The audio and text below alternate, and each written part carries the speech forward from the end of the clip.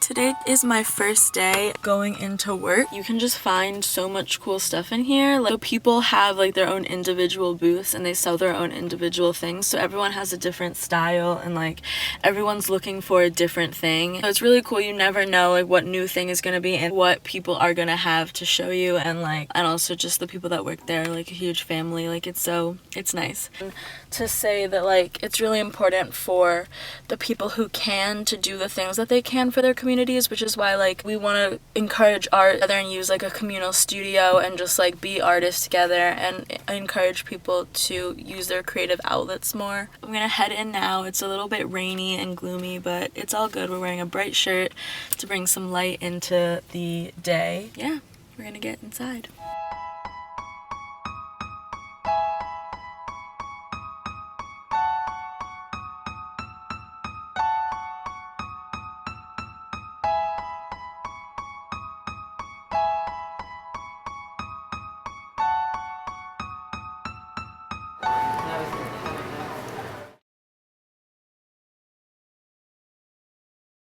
I'm heading in today. It's about noon right now, and I have some clothes and some things to put in the booth as well to my side.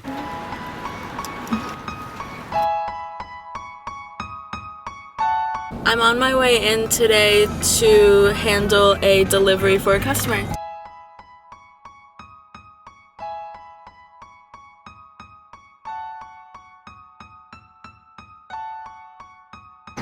I'll load it in. Now let's hope we get it there.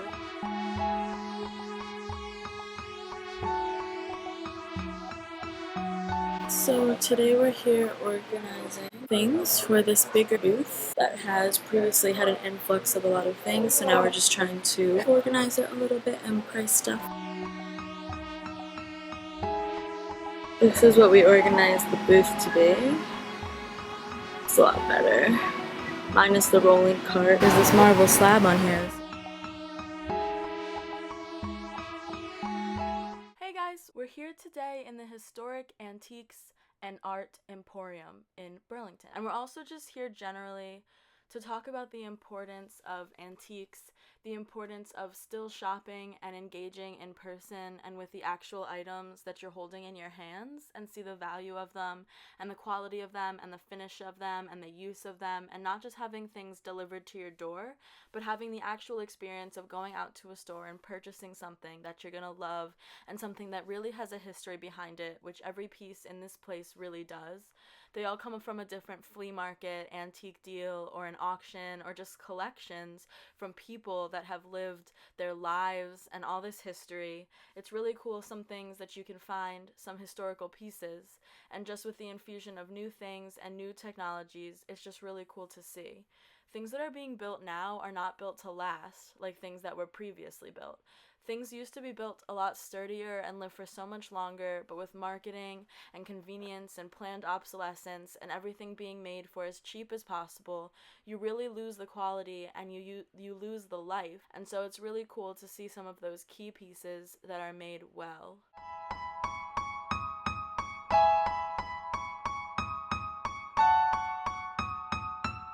Hey guys, thank you so much for watching today. It's a blimmin' hot day here in the US where I live. Just don't try to pretend. But I am getting ready to go into the Emporium now, and we are actually baking a pie for tonight, and we're making a strawberry pie, which is kind of random, but we're making it because we had leftovers from actually going strawberry picking, and if I have any of that footage I can put it in.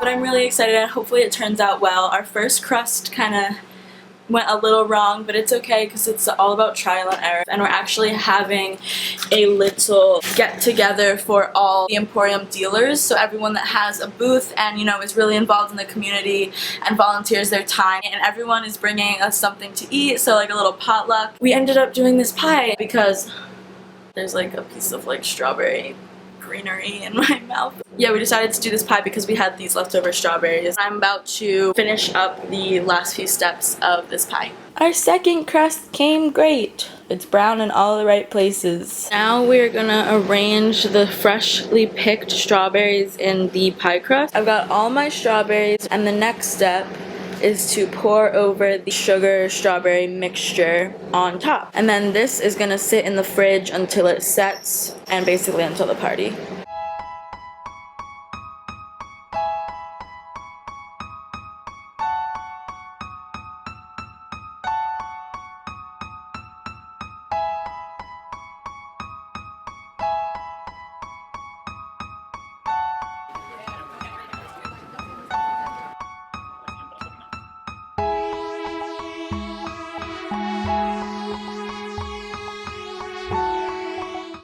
Emporium today, setting up for a shoot that we're gonna do with a dealer here who really knows a lot about antiques and years and dates and history and all the important stuff to judge an item.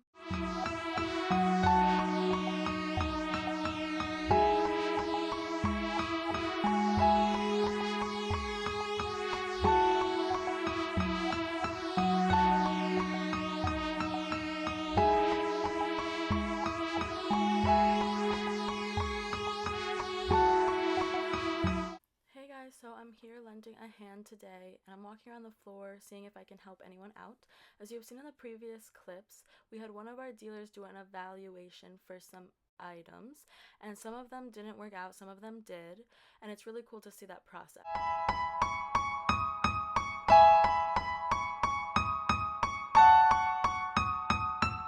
Spy camera? Yeah, it's cool. Yeah. Anything you want to say about them? It's just a bunch of collectible cameras. There's a Kodak. I think it's a 25 BT50, about 1910. That's an old camera. Mid 20th century Volkslander SLR 35mm camera from Germany, probably the 60s. It's a Minox spy camera. It's definitely 50s or 60s. It's just awesome. And then you got the Rico Master 225. It's a medium format, 50s. Definitely nice. They've all got cases with it. I like the turn of the century one. I like the spy camera, one of the best.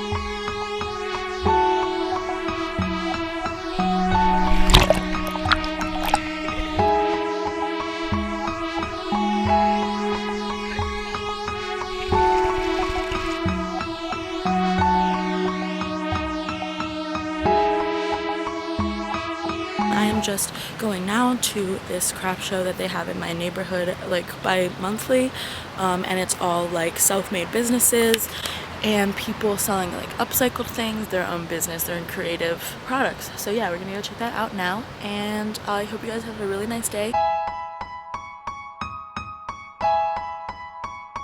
I'm gonna end the vlog here, and I hope you guys really enjoyed learning more about the Antique Emporium process, and let me know down below if you guys did and what you guys would like to see to show you guys a lot more stuff. So thank you guys so much for tuning in, and don't forget to subscribe and like this video if you guys enjoyed watching.